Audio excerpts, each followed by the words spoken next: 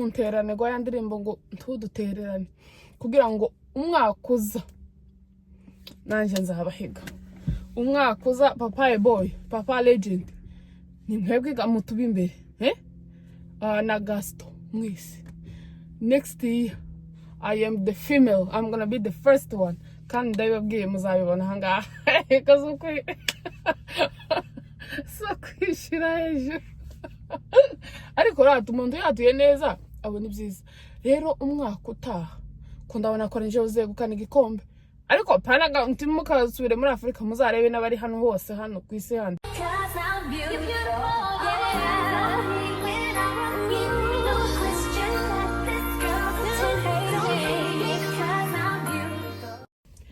Muraho neza, turabasuje mwese abadukurikira, twizere ko mumeze neza, natwe tumeze neza, turakomeye, turashima Imana, ibintu biri wanene.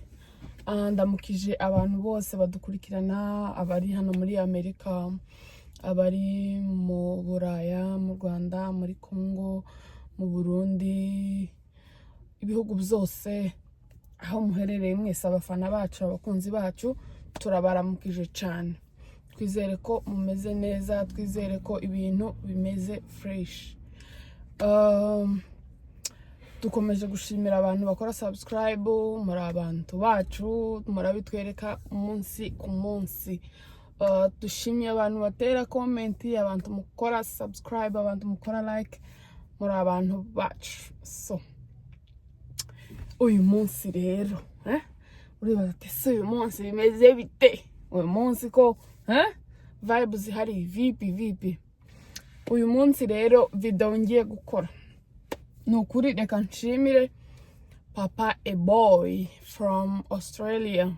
Papa Boy no comedian, okay, nimba mvuga ngo no comedian ariko nyine acting as a comedian, ariko usana famille mu bwoko bwacu. So Papa Boy yaricaye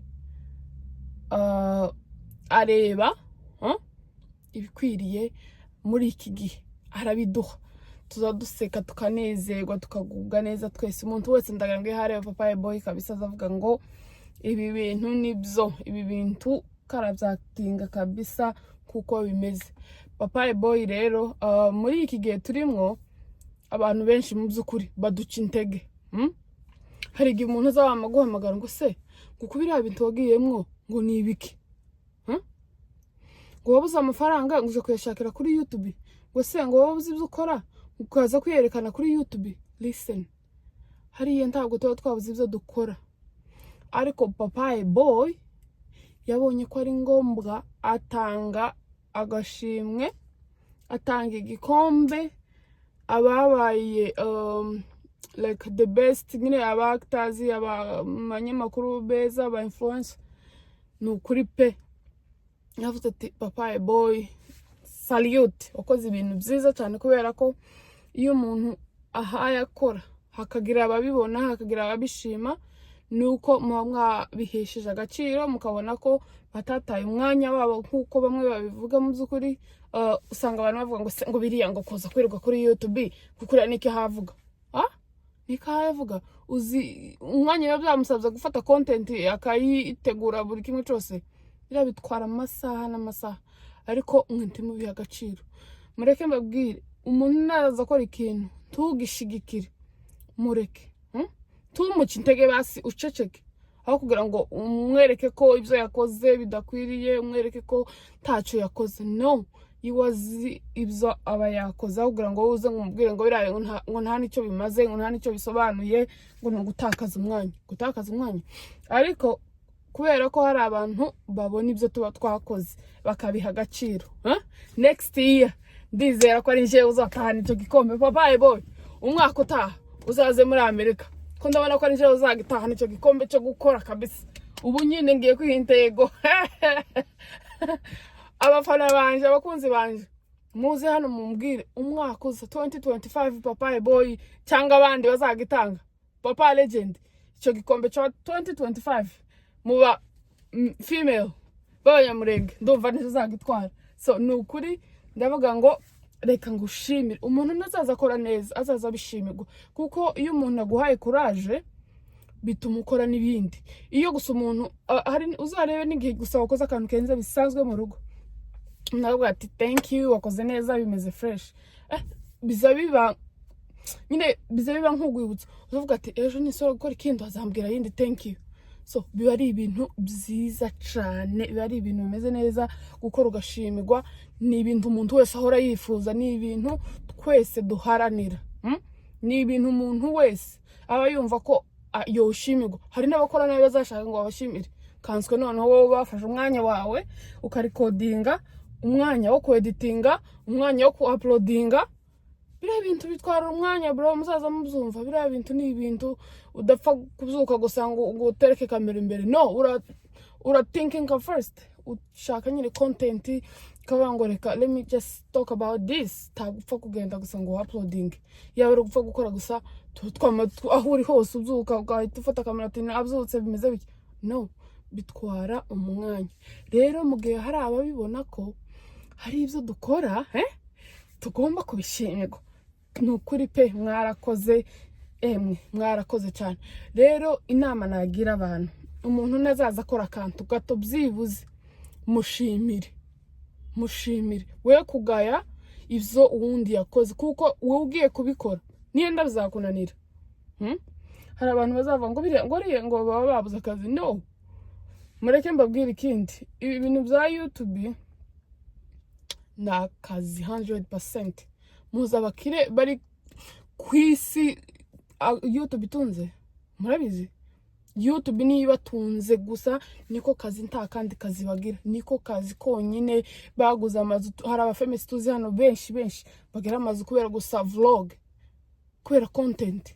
Bafite bitagenda mu mugana w'Abanyamurenge ngo bafite bitagenda, bafite inzu y'imimeno kubera gusa content, kubera YouTube. Ariko twebwe umuntu nahaguruka ngo atangire gukora, mutangire kumujudginga. Umuntu nakora mumuca intege. Why mutadushima cyangwa ngo mutubwire ngo dukora neza, ariko mugashima abandi mukareba abandi? Ariko twebwe ngo nike wabuze ngo ugira ngo uze kuri YouTube. Ni nyabuze ndana kimwe, ahubwo naje gushaka ibindi bizongera kubyo mfite. So ako nakari gakimwe. Ariko muzukuri umuntu nazaza akora fresh, muzaza mumwereka ko mufatikanyije, mutera abantu courage. Iyo umuntu akubwiye ngo wakoze fresh, wakoze neza, bize bituma ko rindi video akavuga ati kumbe bijya hariho byafashije. No mu buzima bwacu bwa buri munsi, umuntu nazaza agira akantu keza yakoze, umubwira ati ukoze neza, aka kantu ni keza, nukuri ni keza, nubwo nje ntogashobora ariko kari keza. Cyangwa se nubona ko nawe bitoshoboka ko wowe nyine ubikora, cecekaho kugira ngo umucinte ngumubwire ngo ntaco wakoze, ngo biriya ngo nibiki, ngo biriya se ngo bisobanura iki. No, muzaza mudutera courage, mutwereke ko ivyo dukora mubikunze, mutwereke ko mudukunda. Hari mama nakurikirana ngo rega Imana yaduhaye igikundiro ngo turakondetse. Ese mubona nkunditse? Murabona nkunditse? Imana yampaye igikundiro, ndabizirikana, ndabizi ko munkunda, nanje ndabakunda, nukuri muri abantu banje cyane bo hafi. Rero mukomeze mubane naje, timunterane ngo yandirimbo ngo ntudutererane, kugira ngo umwakuza nanje nzabahiga. Umwakuza papa boy, papa legend, ni mwebwe gamutuba imbere na Gasto mwisi. Next year I am the female, I'm gonna be the first one. Kandi ndabibabwiye muzabibona hanga kazukwi so kwishira hejuru. Ariko ratu umuntu yatuye neza abona ibyiza. Rero umwaka utaha ko ndabona ko nje uzegukana igikombe, ariko panaga ntimukasubire muri Afrika, muzarebe n'abari hano hose hano ku isi handi ko ndabona nije uzagitahana. Ni ukuri twishimiye abantu mwabonye ibikombe, mwarakoze debut, emva mwakoze akazi kabisa gashoboka. Nyakinshasa Authentic TV mama. Kande Nyakinshasa ni mama mdogo, ni shangazi hagata, nimba atari Demai ni mama mdogo cyangwa shangazi, biri muri ibyo. Nuko wakoze akazi nawe gakomeye, turakakubahira kabisa. Ku gitsina gore mwarakoze kandi twarabibonye.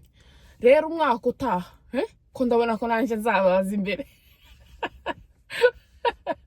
Umwaka utaha tugiye gukora cyane, kandi buriya iyo kujya bazavuga ngo iyo exam ibaye nyine mbese biba ari ukugira ngo mugire amarushanwa, kubera ko ibikombe byaje nanjye ngiye kugira umwete umwaka nzagitahane. Rero mu by'ukuri twari kugira ngo dushimire Papaye Boy wakoze kino gikorwa cyiza cyo gushimira abantu, kuko hashimirwa uwakoze, ntabwo utarakoze baza kugushimira of course, ariko kandi the beauty ako kantu bavuze nawe nyine mwarakoze ngo rega nibo baje imbere, nimwe mwaje imbere kude shapo kabisa, indabyo ni izanyu.